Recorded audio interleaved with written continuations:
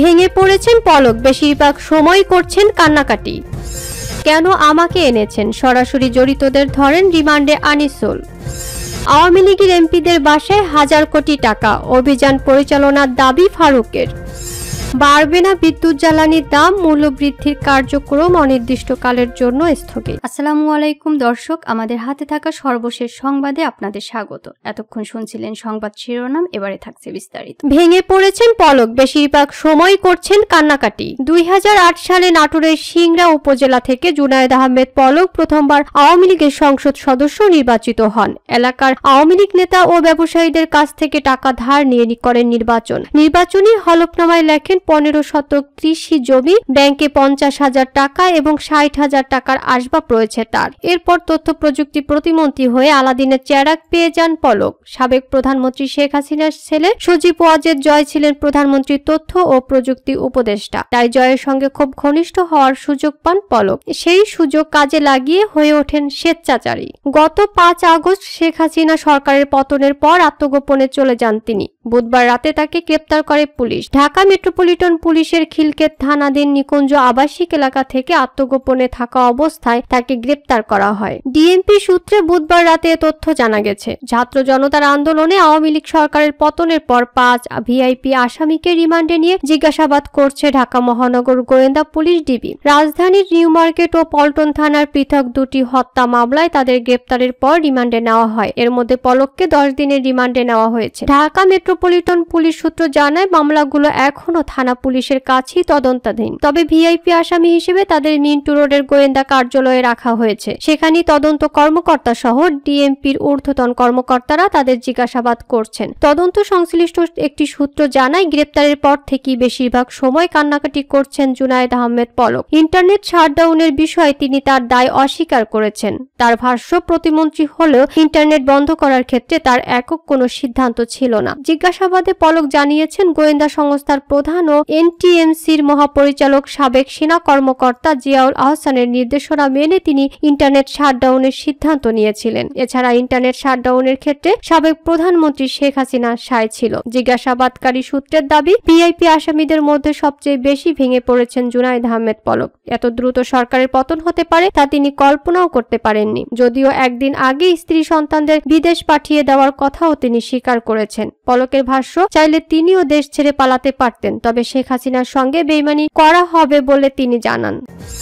কেন আমাকে এনেছেন, সরাসরি জড়িতদের ধরেন রিমান্ডে আনিসুল। রিমান্ডে থাকা সদ্য বিদায়ী আওয়ামী লীগ সরকারের 3 প্রভাবশালী ব্যক্তি দেশে অরাজকতা ও রাজনৈতিক সহিংসতার ঘটনায় নিজেদের দায় স্বীকার করেছেন। তারা হলেন সাবেক আইনমন্ত্রী আনিসুল হক, সাবেক প্রধানমন্ত্রী শেখ হাসিনার উপদেষ্টা সালমান এফ রহমান, আলোচিত সেনা কর্মকর্তা মেজর জেনারেল জিয়াউল আহসান। তারা প্রায় একই সুরে বলছেন, আমরা কেবল প্রধানমন্ত্রীর নির্দেশে বাস্তবায়নের প্রচেষ্টা চালিয়েছি। তবে সাবেক প্রধানমন্ত্রী শেখ হাসিনার নির্দেশে বাস্তবায়নে তারা যেসব পরিকল্পনা করেছেন সেগুলো বাস্তবায়নে মাঠ পর্যায়ে হুকুম দিয়েছেন বলে এরই মধ্যে স্বীকার করেছেন। হত্যাকাণ্ডের পেছনে তাদের দায় স্বীকার করলেও এখনো সুনির্দিষ্ট কোনো তথ্য দেননি গ্রেপ্তারকৃতরা। ঢাকা মহানগর পুলিশের সংশ্লিষ্ট সূত্র জানায়, রিমান্ডে থাকা আসামি সালমান এফ রহমান এবং আনিসুল হকের দেওয়া তথ্য অনুযায়ী গ্রেপ্তার করা হয়েছে জিয়াউল আহসানকে। তারা 3 জনই এখন নিউ মার্কেট থানার একটি হত্যা মামলায় ঢাকা মহানগর গোয়েন্দা পুলিশের হেফাজতে রিমান্ডে আছেন।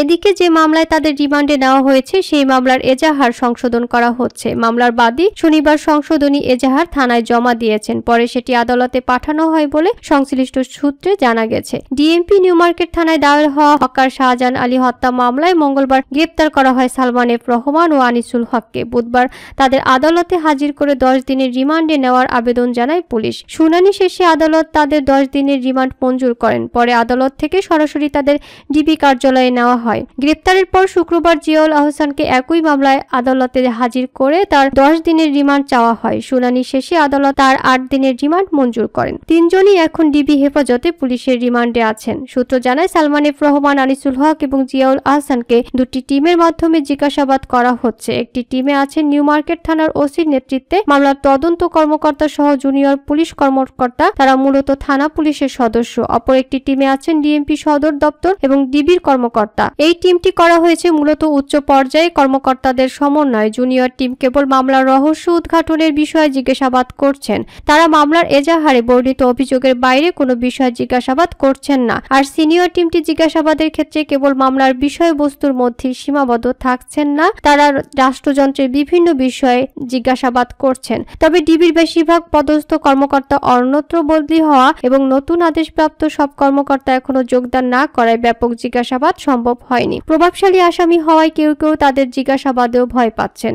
জিজ্ঞাসাবাদের সময় আসামিরা কি ধরনের অভিব্যক্তি প্রকাশ করছেন জানতে চাইলে সংশ্লিষ্ট কর্মকর্তা বলেন, আনিসুল হক বেশিরভাগ সময় হাসছেন, বলছেন প্রধানমন্ত্রী আমাদের যে গাইডলাইন দিতেন আমি সেই গাইডলাইন ফলো করেছি মাত্র। হত্যা মামলায় কেন আমাকে রিমান্ডে এনেছেন? যারা সরাসরি কিলিংয়ে অংশ নিয়েছিল তাদের ধরেন। রিমান্ডে থাকা আসামিরা হত্যা মামলার বাইরে কি কি তথ্য দিচ্ছেন জানতে চাইলে সংশ্লিষ্ট সূত্র জানায়, 2013 সালের 5ই মে রাজধানীর শাপলা চত্বরে হেফাজতে ইসলামের নেতাকর্মীদের উপর আক্রমণ ও হত্যাযজ্ঞ চালানোর বিশেষ উদ্দেশ্যে আড়িপাতার যন্ত্র ক্রয়, ভয় দেখিয়ে ক্ষমতা কুক্ষিগত করতে আয়নাঘর কনসেপ্ট তৈরি এবং বহু মানুষকে গুম খুন করার বিষয়ে তাদের হাত রয়েছে বলে স্বীকার করেছে। তদন্ত সংশ্লিষ্ট সূত্র জানায়, গত 16 আগস্ট নিউ মার্কেট এলাকার পাপোশ বিক্রেতা শাহজাহান আলী হত্যা মামলায় এই 3 আসামি রিমান্ডে থাকলেও তাদের বিভিন্ন বিষয়ে জিজ্ঞাসাবাদ করা হচ্ছে। দেশে অরাজকতা ও রাজনৈতিক সহিংসতা সৃষ্টির নেপথ্যে কার কি ভূমিকা ছিল সে বিষয়ে বিস্তারিত জিজ্ঞাসাবাদ করা হচ্ছে। শুরুতে তারা সাবেক স্বরাষ্ট্র, সাবেক সেতুমন্ত্রীর উপর দায় চাপালেও এখন দায় চাপাচ্ছেন সাবেক প্রধানমন্ত্রী শেখ হাসিনার উপর।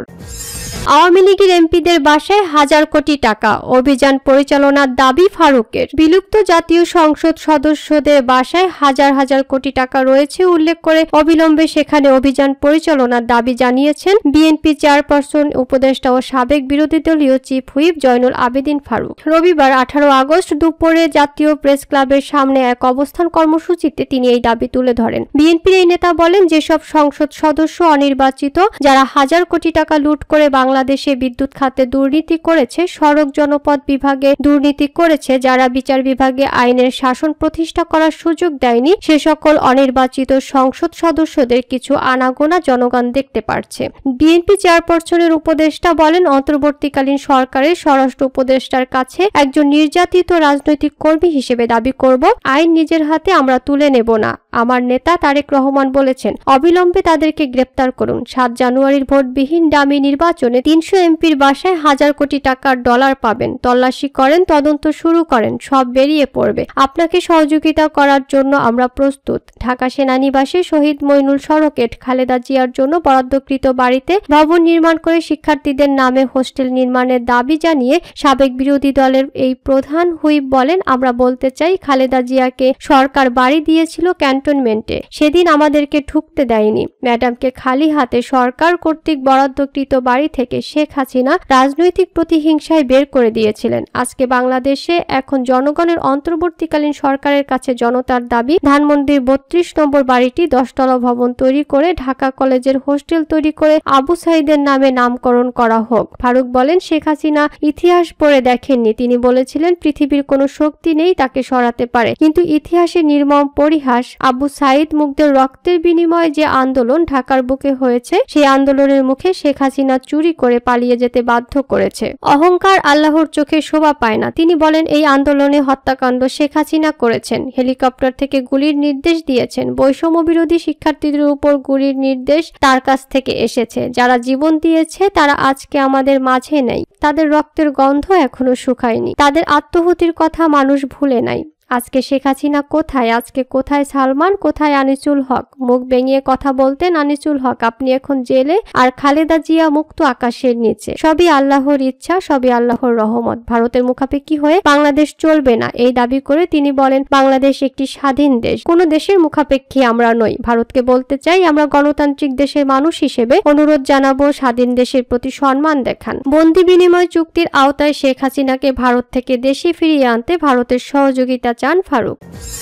বাড়বে না বিদ্যুৎ জ্বালানির দাম, মূল্য বৃদ্ধির কার্যক্রম অনির্দিষ্টকালের জন্য স্থগিত। আগামীতে বিদ্যুৎ ও জ্বালানির সকল মূল্য বৃদ্ধির কার্যক্রম স্থগিত করা হয়েছে। রবিবার 18 আগস্ট অন্তর্বর্তীকালীন সরকারের বিদ্যুৎ জ্বালানি খনিজ সম্পদ মন্ত্রণালয়ের দায়িত্বে থাকা উপদেষ্টা মোহাম্মদ ফাউজুল কবির খান তার প্রথম কর্মদিবসে মন্ত্রণালয়ের কর্মকর্তাদের সঙ্গে বৈঠক করে এই সিদ্ধান্ত নেন। এ সময় উপস্থিত ছিলেন বিদ্যুৎ বিভাগের সিনিয়র সচিব মোহাম্মদ হাবিবুর রহমান ও জ্বালানি সচিব মোহাম্মদ নুরুল আলম সহ ঊর্ধ্বতন কর্মকর্তারা। বিদ্যুৎ জ্বালানি ও খনিজ সম্পদ মন্ত্রণালয় থেকে পাঠানো বিজ্ঞপ্তিতে বলা হয়, বাংলাদেশ এনার্জি রেগুলেটরি কমিশন সংশোধন আইন 2023 এর 34 ক ধারায় আওতায় সরকার কর্তৃক জ্বালানির মূল্যবৃদ্ধির প্রেক্ষিতে জাতীয় দৈনিক সমূহে বিরূপ নিবন্ধ প্রকাশিত হয়েছে। ফলে জনমনে ক্ষোভ সৃষ্টি হয়েছে বা হতে পারে। এমত অবস্থায় উক্ত ধারার অধীনে মূল্যবৃদ্ধির প্রস্তাব বিবেচনা আপাতত স্থগিত থাকবে বলে সিদ্ধান্ত গৃহীত হয়েছে।